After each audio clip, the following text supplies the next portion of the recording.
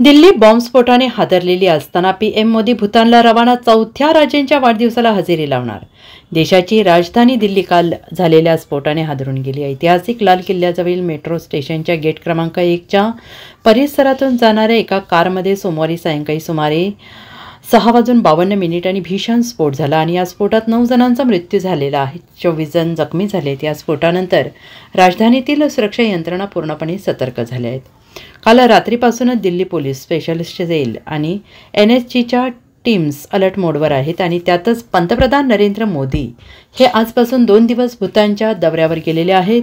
दिल्ली बॉम्बस्फोटानंतर देखील पंतप्रधान नरेंद्र मोदींनी आपला नियोजित दौरा कायम ठेवला आहे। पंतप्रधान नरेंद्र मोदी 2 दिवसांच्या भूतान दौऱ्यावर आहेत आणि हा त्यांचा भूतानचा चौथा दौरा असून या भेटीचा मुख्य उद्देश भारत आणि भूतान यांच्यातील मैत्री आणि भागीदारी अधिक दृढ करणे आहे।